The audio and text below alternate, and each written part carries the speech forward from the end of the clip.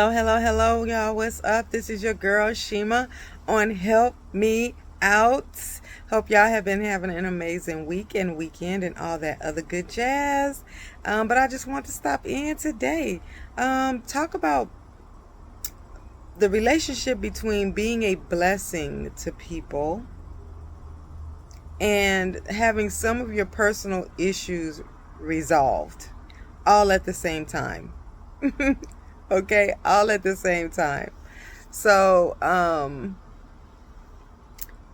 just wording it a little differently, but some of us have issues that we may not even be able to see. Okay, whether it's selfishness, jealousy, nice, nasty ways, all these different little characteristics that we may have that may not exactly be positive, right?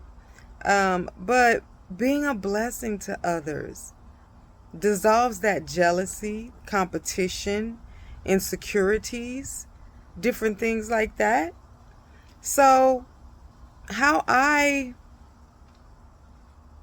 recently met someone new, and they asked me questions.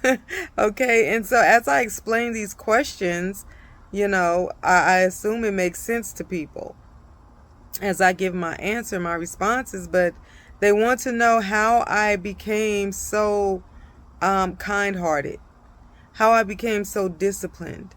How is it that I can be consistent with cheering other people on without feeling insecure or having some nice, nasty way or another agenda? How is it I could possibly be such a pure soul?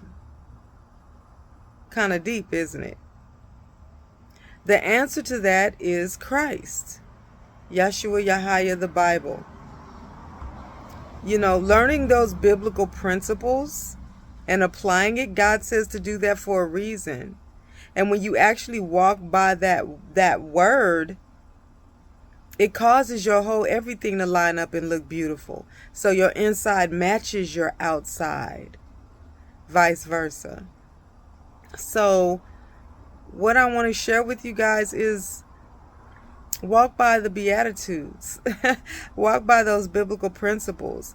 Because when I decide to bless someone, when you know you have the power to be a blessing to someone,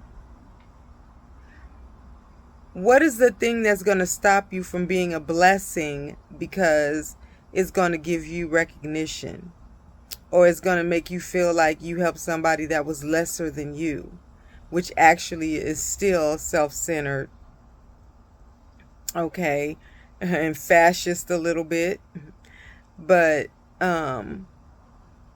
it's knowing that with your relationship with God, that's power. It's a power that you hold. So when I decide to give someone something or be a blessing, it's because I'm looking through God's eyes, not my eyes.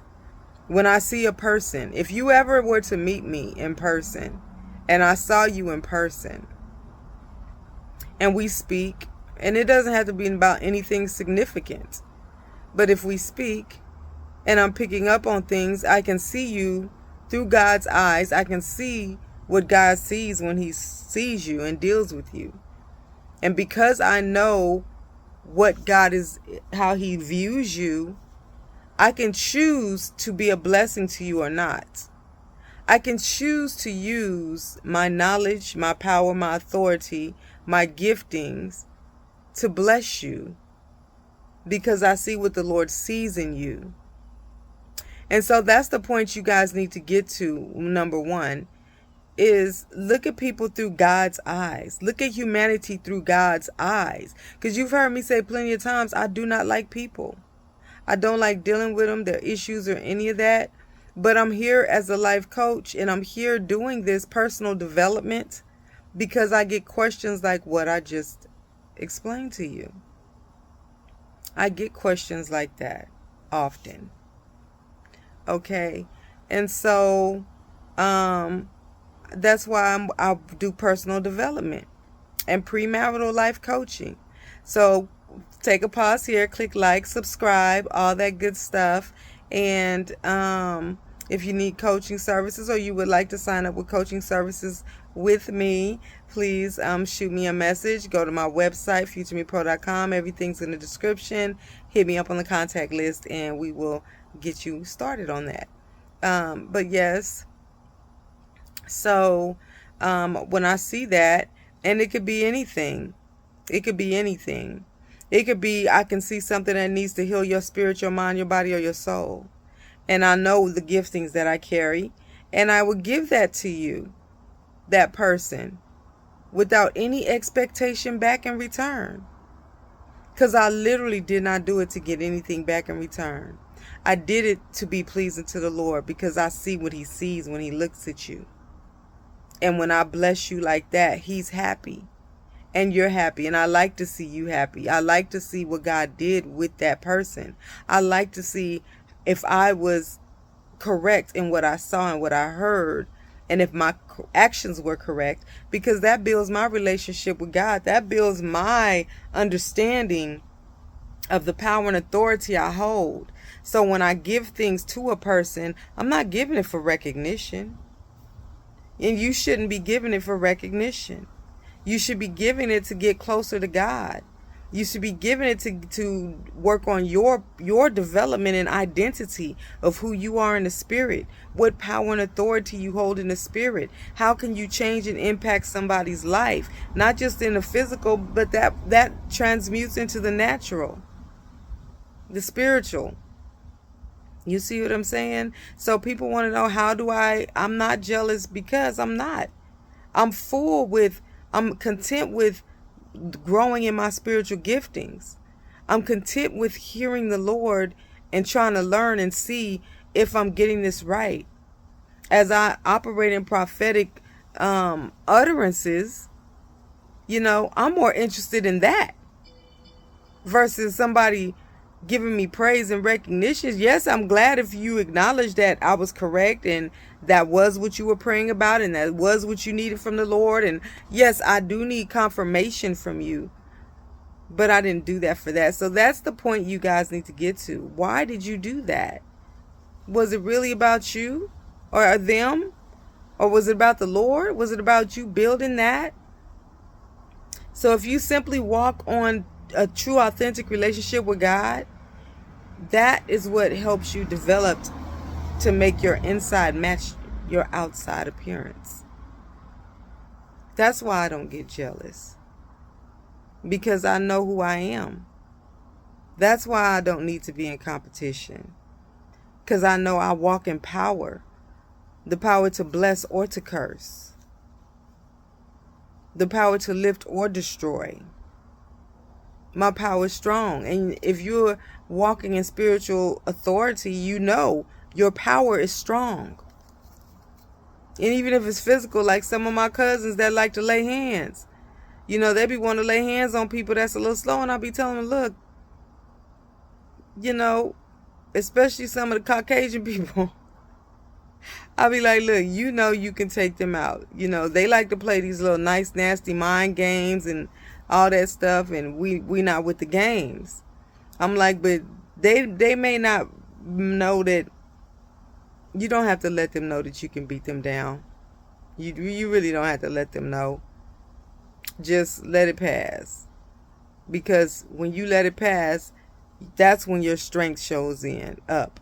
When you don't lay hands on your offender, but you choose to wield your power in a different way by showing grace and mercy, because you're above that. So, that is how you get to the point where you unstudied, you unfazed. You're literally unfazed because you can do things that other people cannot do. You see things that other people cannot see. You hear things that other people do not hear. You can speak things that other people can speak. Yours will come to pass. Theirs won't come to pass. That's like a person trying to go up against a professional boxer thinking that, and they not a professional boxer, trying to go up against a professional boxer thinking they got a chance. Well, okay. Go right ahead. We're going to watch and see how that pans out. Okay, so that's how I did it. I simply did it by seeking him alone. Just by authentically really wanting to know him. Wanting to be obedient to his word. And I stuck to it. Because I wanted a difference in my life. I wanted change. I wanted more. And the only way I could do that was to build a relationship with him and honor his word. Meditate on his word day and night. That I did.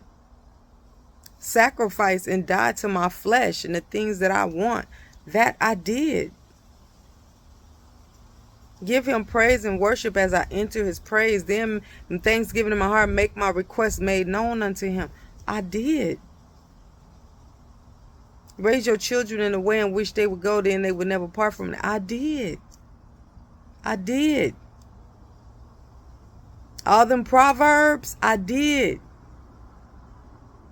Proverbs 31 woman, I did.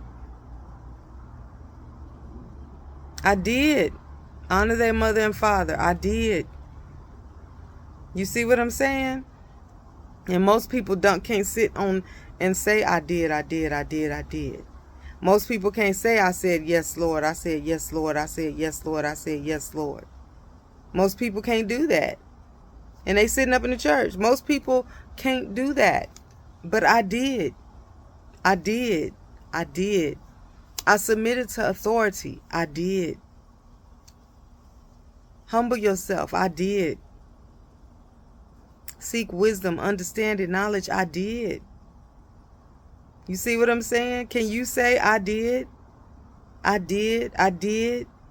Even when it was hard, even when it was difficult, even when you lost your family, even when you lost this, that. Can you still say, I did? Build that character. That's what gives stability. Okay? Diligence. So those things, just strictly honoring the word and meditating on it and allowing it to saturate me and becoming. That's why I don't get jealous. That's what's going to keep you from being in competition with other people. Looking at other people, wondering if you're as good as them. Did you work hard enough? Do you have enough? Did you go hard enough? Are you grinding them hard enough? All of that stuff, that dissipates.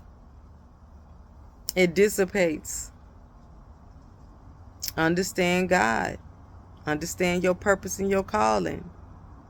That's how you become consistent. And that's why I'm able to stand the way I stand. 10 toes down without a shadow of a doubt. So hope that helps y'all out on getting rid of some of those quirky characteristics that may be hindering you. All right.